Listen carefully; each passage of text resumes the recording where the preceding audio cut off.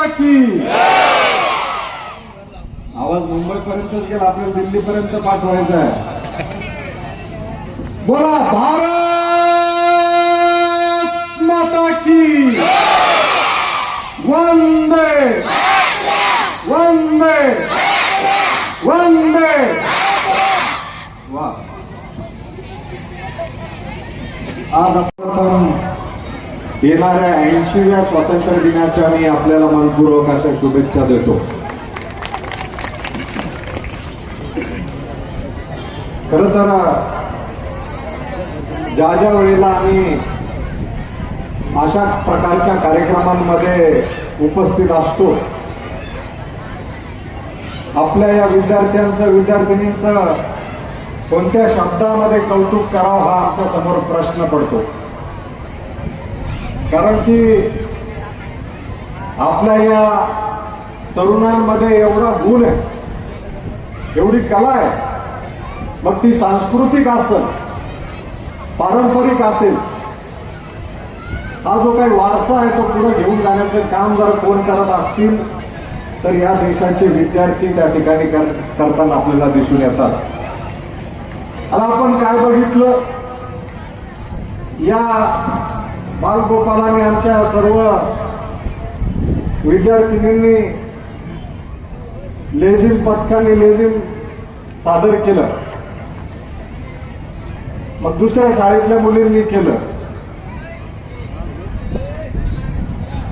आपण काय बघितलं, त्यांनी लेझिम पथकाने लेझिमचा प्रकार सादर केला आणि जागेवर बसल्या. परंतु मी बारीक ज्या वेळेला बघत होतो, या बसलेल्यांपैकी या विद्यार्थिनींपैकी दोघींचं जे लेझिम आहे त्याचा आवाजच येत नव्हता. ज्या वेळेला ती चाल घेत होते तेव्हा त्या दोघींनी बाजूच्या मुलांकडनं ते लेझिम घेतलं, ते चालू असताना, आणि मग परत आपल्या स्वतःच्या जागेवर येऊन ते सादरीकरण केलं. आता एवढ्या गोंधळामध्ये आवाज येण्याचा विषय नव्हता की ते चालू आहे का बंद आहे, पण ती समय सूचकता आणि त्याच्यासाठी दिलेलं डेडिकेशन हे खऱ्या अर्थानं नव्या भारताची चाऊल हे आपण समजून घ्यायला पाहिजे. हा कार्यक्रम वेळेवर ठरवलेला आहे, त्याचं काही आम्ही कुणी नियोजन दिलं होतं, मग त्याची खूप काही 8 दिवसांपूर्वी म्हणावं किंवा महिन्याभरापूर्वी तयारी असं काहीच नाही.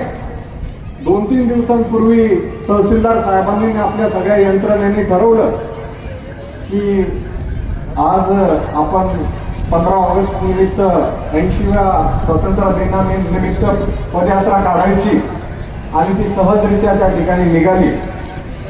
परंतु एवढ्या कमी वेळेत आमच्या 2 भगिनींनी अतिशय चांगलं भाषण, देशाबद्दलची भावना त्या ठिकाणी व्यक्त केली.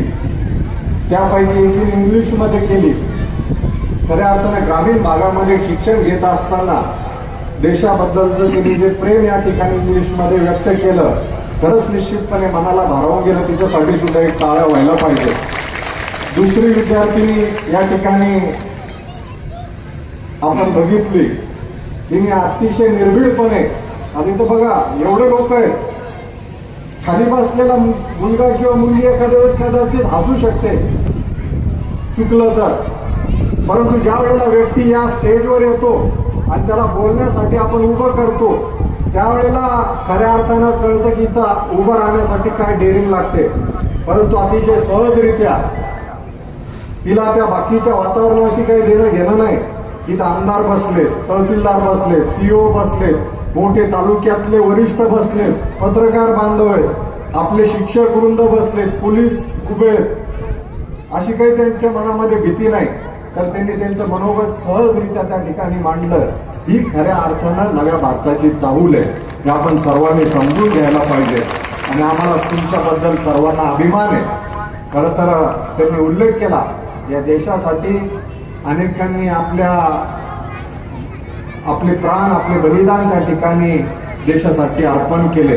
मग त्यामध्ये महात्मा गांधींपासून तर महात्मा ज्योतिबा फुले असतील, त्याचबरोबर सरदार वल्लभभाई पटेल असतील, नेताजी सुभाषचंद्र बोस असतील, भगतसिंग असतील, सुखदेव असतील, अशा असंख्य व्यक्तींनी या देशासाठी त्या ठिकाणी त्याग दिलेला आहे.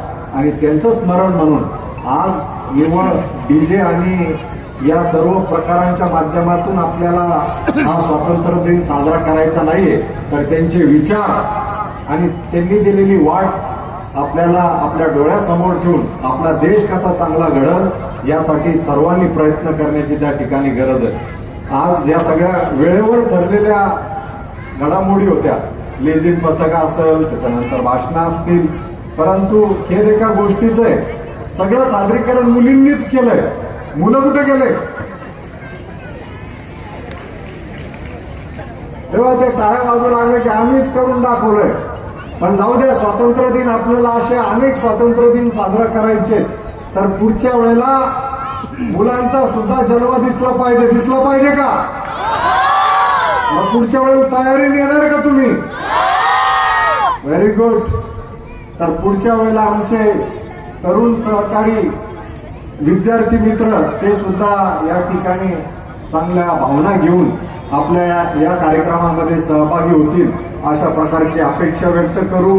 बांधवांनो, आपला देश हा निश्चितपणे जगाच्या पाठीवर एक विकसनशील देश म्हणून आज त्या ठिकाणी ओळखला जातोय. आपल्या देशाचे पंतप्रधान नरेंद्रजी मोदी यांनी 2047 या 2047 पर्यंत आपल्या देशाचा जो रोडमॅप विकासाचा दिलेला आहे, यामध्ये भारत हा देश 2047 पर्यंत महाशक्ती झाल्याशिवाय राहणार नाही असा विश्वास आपल्या देशाच्या पंतप्रधानांनी व्यक्त केलेला आहे. पण पंतप्रधानांनी जरी हा विश्वास व्यक्त केलेला असला तरी भारत हा कुणाच्या बळावर महासत्ता होणार आहे, तर हे आपल्या देशातील तरुणांच्या बळावर त्या ठिकाणी आपला देश महासत्ता होणार आहे. आणि त्यासाठी म्हणून आपण चांगलं शिक्षण घेतलं पाहिजे. तंत्रज्ञानाचा वापर भविष्यामध्ये आपल्या सर्व विद्यार्थी मित्रांनी विद्यार्थिनींनी त्या ठिकाणी केला पाहिजे.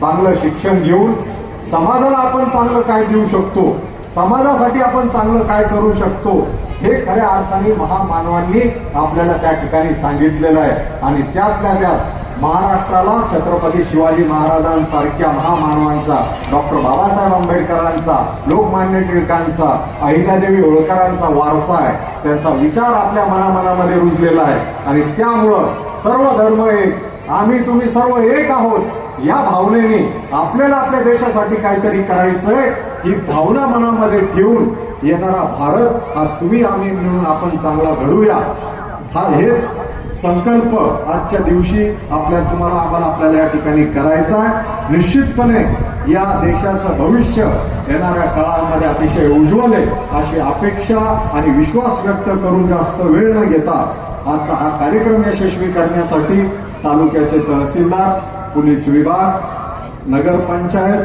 त्याचबरोबर विविध विभागांचे अधिकारी, शिक्षण क्षेत्रातले जे काही तालुक्याचे शिक्षण अधिकारी असतील, त्याचबरोबर सगळे शिक्षक वृंद असतील, पत्रकार बांधव असतील किंवा समाज बांधव असतील, माझे सर्व विद्यार्थी मित्र आणि मैत्रिणी असतील, ज्यांनी हा कार्यक्रम यशस्वी करण्यासाठी आपण सर्वजण एकत्रित आलात, त्याबद्दल मी तालुक्याच्या वतीने आपल्या सर्वांचे आभार व्यक्त करून 80व्या स्वातंत्र्य दिनाच्या आपल्या सर्व भारतीयांना मनपूर्वक अशा शुभेच्छा देऊन या ठिकाणी थांबतो. धन्यवाद.